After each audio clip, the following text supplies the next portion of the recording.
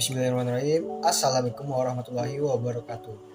Perkenalkan, nama saya Muhammad Alfarid Tuyuja, salah satu mahasiswa Untan dari Prodi Ilmu Pemerintahan PPAPK kelas A Red B. Dengan ini, saya ingin menyelesaikan tugas ujian akhir semester, makul teori dan analisa politik pemerintahan tentang problematika politik dan pemerintahan.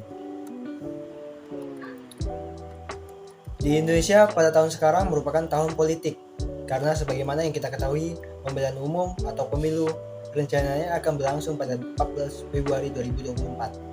Namun, bila kita menghitung mundur, maka tahapan-tahapan pemilu sudah dimulai pada tahun ini, yaitu pada tahun 2022.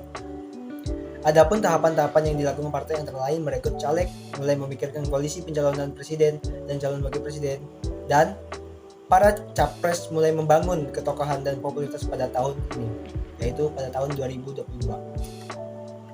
Kemudian, partai-partai juga akan mulai melakukan persiapan verifikasi partai hingga penataan struktur organisasi demi lolos verifikal faktual, yang merupakan syarat berpartisipasi pada pemilu 2024. Kemudian, aksi relawan capres-cawapres akan mulai bergerak. Dan di sisi lain, kasus presidensial threshold juga akan menjadi salah satu faktor penting dalam pemilu. Partai akan terus memonitor hasil gugatan presiden threshold sambil membangun koalisi demi kepentingan pemilu 2024. Partai politik tentunya dalam setiap gerakannya selalu berbasis pertimbangan politik. Artinya, kepentingan tentu dalam gerak politik mereka tidak lepas dari kalkulasi kepentingan politik internal dalam partai atau mereka dan kemudian kepentingan publik.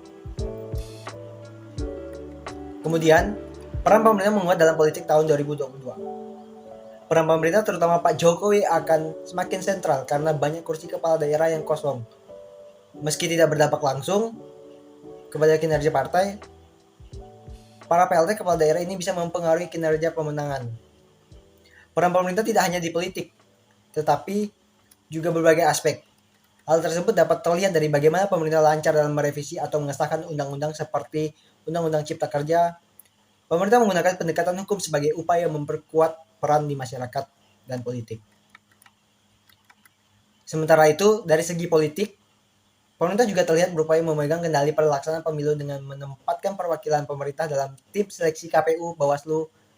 Hal itu terlihat bagaimana tim seleksi KPU, Bawaslu saat ini banyak diisi orang-orang yang dekat atau berafiliasi dengan pemerintah. Dan kita bisa mencakup dalam peneliti politik dari Puskapol UI Hurriyah mengatakan bahwa pemerintah dengan jelas melakukan cara-cara inovatif masuk ke dalam banyak hal. Jadi kalau pakai istilahnya Marcus Skinner, kan dia bicara inovatif, authoritarianism. Bagaimana kecenderungan pemerintah yang otoriter di dalam sistem yang sudah demokratis, mereka mempunyai inovasi-inovasi baru untuk memastikan agenda dan kepentingan itu terpenuhi.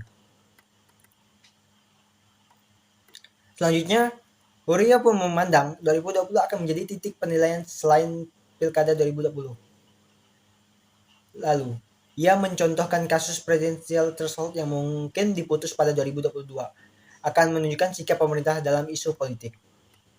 Hal itu juga akan memperlihatkan arah perkembangan demokrasi Indonesia yang selama ini dinilai buruk akan memburuk atau justru membaik. Dari situasi yang ada, peneliti politik dari Puskapol UI Hurriyah meyakini bahwa pemerintah akan semakin kuat di tahun 2022. Sementara, partai-partai akan semakin fokus untuk pemilu 2024. Sekian yang bisa saya sampaikan, kurang lebihnya saya mohon maaf apabila ada kesalahan kata atau kekurangan kata. Saya ucapkan terima kasih.